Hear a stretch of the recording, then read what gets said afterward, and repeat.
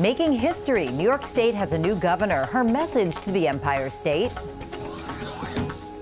No relief from that heat and humidity, even after the sun goes down. What to expect coming up. And New York Live with a new play that takes the saying, "You are your mother," to a whole new level. This is News 4 Now for August 24th. I'm Jen Maxfield. Kathy Hochul has become the first female governor of New York and inherits some major challenges. The former lieutenant governor was sworn in at midnight shortly after Andrew Cuomo's resignation took effect. She has vowed to make staff changes in her first 45 days. Among the challenges, the ongoing COVID crisis, crime, pot legalization, and budget battles. The 62-year-old Democrat from Western New York is relatively unknown outside of the state's political circles, but she says her top priority is to change the culture in Albany. After her swearing in, she answered questions from the press. The new governor alluded to a statewide vaccine mandate for teachers, similar to the one announced Monday here in the city. Now that I am officially governor and I have the ability to work with them, I'll also be discussing this with our leadership from the Assembly and the Senate. This is what collaboration looks like.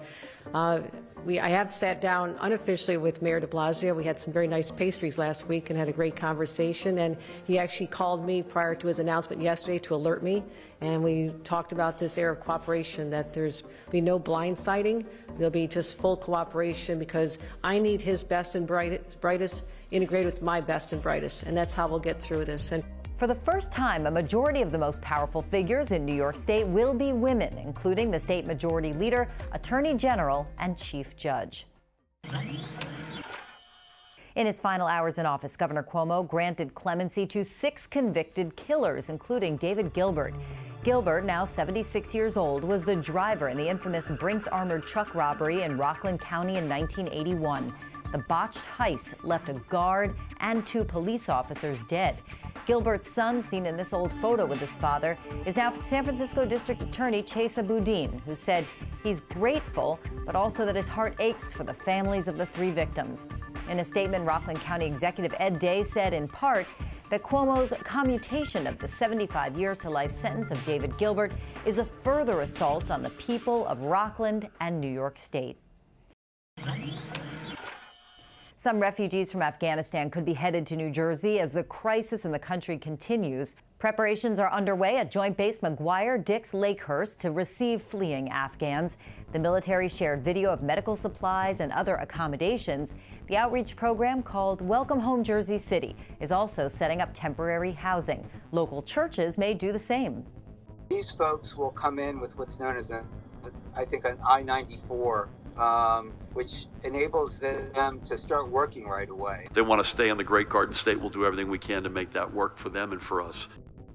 Back in Afghanistan, U.S. troops are speeding up airlift operations. 10,000 people were flown out of Kabul within a 24-hour period. In Connecticut, a homeowner in Bristol got quite a shock when her surveillance camera captured a bear swiping a package off her front porch. Kristen Levine posted the video on Facebook Monday. She says she found the package a short time later in a neighbor's yard. It seems like the bear wasn't interested in what was inside, and it turns out it was a package of toilet paper.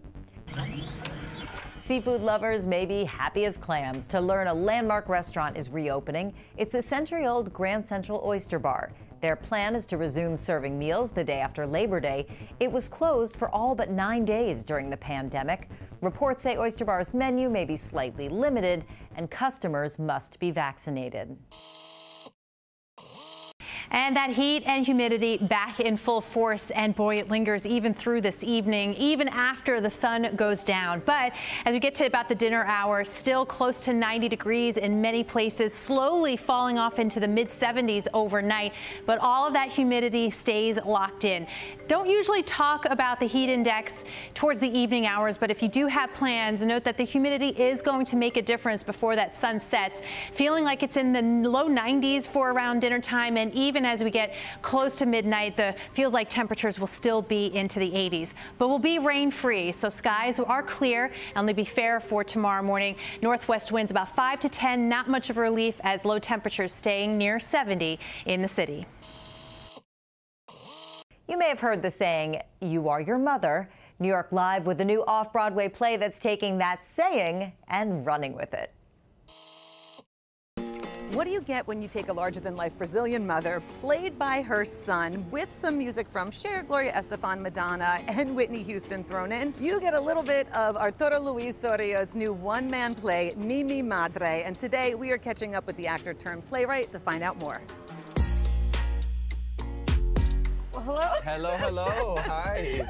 I'm just going to take this chair. Yeah, please do. Please do sit. And first of all, I just need to address your hair. You have the most wonderful head of hair. How are you, Arturo? I'm well. How are you? Good. I love this. We're going to be talking theater and then also getting your New York City recommendations, which are two of my favorite things to do. Yeah. So where am I meeting you? Okay, so this is Partners Coffee. It's in the Village over on Charles Street and 7th Avenue. Okay, so we're also going to be talking about your new play. This is so exciting. So this is your first show as a playwright. I believe you're also the only Latinx off-Broadway show this season. I am. I mean, excited to say that and also really sad to say that. Like, there should be more, you know? So this sounds like a trip. Help me understand all that is going to go on that stage. Yeah, for sure. So it's called Mi Madre. It is inspired by my mother and my grandmother. My mom is Brazilian. And it's really like, first and foremost, it's a comedy. My mom is this larger-than-life, like, Brazilian woman who has, like, wild opinions, and she's very outspoken, and she's got a lot of heart and a lot of passion. And I consider this play like where me and my mom meet, you know? It's like where her, like, larger-than-lifeness meets with my queer extravagance, and, like, that's sort of like the culmination of Mi Madre. And here you are. This is just you on the poster. What are you thinking about right now? It's kind of wild. I mean, it's just like, it's wild to think that it's come this far. You know, I feel really, like, proud to be here, and also to be, like, you know, standing on the shoulders of some giants, you know, like John Leguizamo, somebody who, like, brings Latino stories to the stage. Grab your coffee from Partners on the way here. Yeah. Come see my now friend. Can I call you a friend? Yeah, absolutely. We're friends. We're friends, and I need to meet your mother. Oh my God, please. She's a trip. New York City hospitals are teaming up with local gyms to get more people vaccinated. Kay Angram with why getting the shot just got as easy as hitting the weights.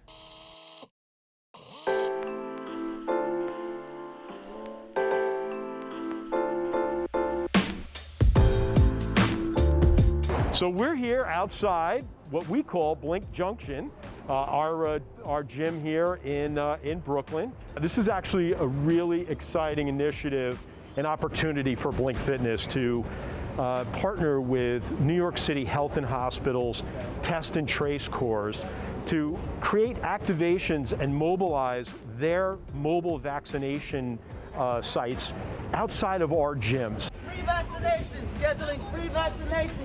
If you have yet to be vaccinated, we are... Over 40 vans that work to expand access to COVID vaccines where people are. So these are neighborhoods, communities, outside of businesses, right here in New York City. So underneath the tent, folks will register and then walk right over to the van to receive their vaccine. People still don't know where to go and aren't educated on getting a vaccination, and we want to be able to support that. So it's people's choice. They have to make that choice, but we're excited to be able to, you know, continue to support the health and wellness of our communities that we trade in. I mean, I'll be honest with you, I'm just doing this because, you know, I don't want to risk them. Look, we want to give people the option. We want to make it frictionless. And, you know, while these vaccinations give us hope, we have to remain diligent.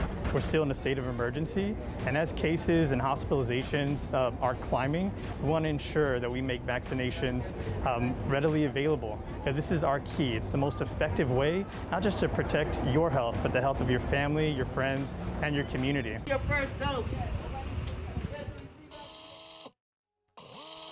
Thank you so much for joining us. We'll see you tomorrow.